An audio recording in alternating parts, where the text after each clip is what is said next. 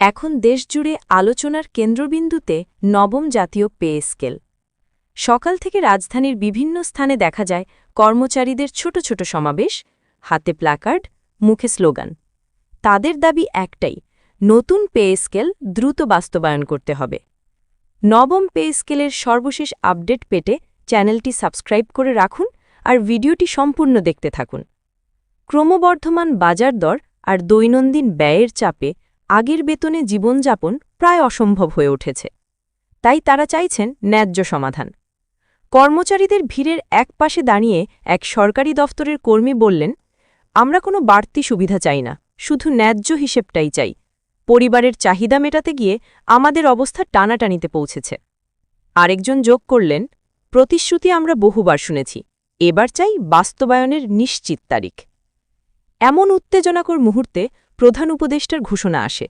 তিনি বলেন, নভেম্বরের মধ্যেই নতুন পে স্কেল কার্যকর হবে। সবাইকে ধৈর্য ধরার আহ্বান জানাচ্ছি। বিভ্রান্তি নয়, বাস্তব অগ্রগতিই আমাদের লক্ষ্য। এই ঘোষণা অনেককে স্বস্তি দেয়, কিন্তু আন্দোলনে থাকা সংগঠনগুলো জানিয়ে দেয় তারা শুধু কথাই বিশ্বাস করতে চান না। তাদের দাবি, ডিসেম্বরের আগে নতুন পে স্কেল কার্যক্রম পুরোপুরি বাস্তবায়ন করতে হবে এবং হাতে প্রমাণ দেখতে হবে। রাজধানীর বাইরে চট্টগ্রাম, সিলেট, খুলনা সব জায়গাতেই একই চিত্র। একজন শিক্ষক বললেন, শিক্ষক যদি নিরাপদ ও ন্যায্য পরিবেশ না পায়, তার মনে শিক্ষাদানের আগ্রহ কমে যায়। নতুন পে স্কেল আমাদের জন্য অত্যন্ত জরুরি। স্বাস্থ্যসেবা খাতের এক কর্মী বললেন, মহামারীর সময় আমরা জীবন বাজি রেখেছি, এখন আমাদের ন্যায্য দাবি পূরণ না হলে সেটা অন্যায় হবে। অন্যদিকে কর্মচারী সংগঠনগুলো আন্দোলনের ভাষা আরও কড়া করেছে। তাদের একজন নেতা জানালেন, যদি সরকার সময়মতো সিদ্ধান্ত বাস্তবায়ন না করে, ডিসেম্বর থেকে আমরা কর্মসূচি আরও বাড়াব। আমাদের ধৈর্যকে দুর্বলতা ভাবার সুযোগ নেই। সাধারণ মানুষের প্রতিক্রিয়াও মিশ্র। কেউ বলছেন, সরকারি কর্মচারীদের বেতন বৃদ্ধি প্রয়োজন, তারা দেশের সেবা করে। আবার কেউ বলছেন, যদি বেতন বাড়ার ফলে বাজারে আবার দাম বেড়ে যায়, তাহলে সাধারণ মানুষের অবস্থা আরও খারাপ হবে। এক রিকশাচালক হেসে বললেন, ওদের বেতন বাড়লে যেন বাজার না বাড়ে, না হলে আমরা টিকতে পারব না। সরকার জানিয়েছে নতুন কাঠামো প্রায় চূড়ান্ত। এতে শুধু বেতন নয়, গ্রেড, পদোন্নতি, ভাতা সবকিছুতেই পরিবর্তন আসবে। একাধিক দফার যাচাই বাছাই চলছে এবং সময়সীমার মধ্যে কাজ শেষ করার চেষ্টা করা হচ্ছে।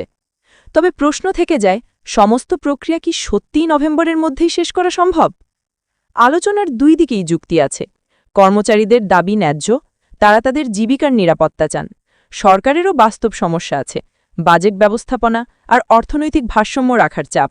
কিন্তু যদি সমাধান না আসে, তাহলে অচল অবস্থা তৈরি হওয়ার আশঙ্কা রয়েছে। সরকারি সেবার উপরও প্রভাব পড়তে পারে। দিনের শেষে এই পে স্কেল শুধু একটি বেতন কাঠামো নয়, এটা হাজার হাজার পরিবারের নিরাপত্তা, ভবিষ্যৎ পরিকল্পনা আর কর্মজীবনের মর্যাদার প্রশ্ন। সরকারের ঘোষণা আর কর্মচারীদের দাবি যদি দ্রুতই একই পথ ধরে এগোয়, তাহলে সমাধান অনেক সহজ হয়ে যাবে। আর যদি না হয়, ডিসেম্বরের আন্দোলন হয়তো আরও বড় রূপ নিতে পারে, যার প্রভাব পড়বে সমগ্র দেশে। নতুন পে স্কেল বাস্তবায়নের প্রতিজ্ঞা আর কর্মচারীদের তীব্র প্রত্যাশার মাঝে এখন সময়ই সবচেয়ে বড় পরীক্ষা। সবাই অপেক্ষা করছে প্রতিশ্রুতি কবে বাস্তবে পরিণত হয়।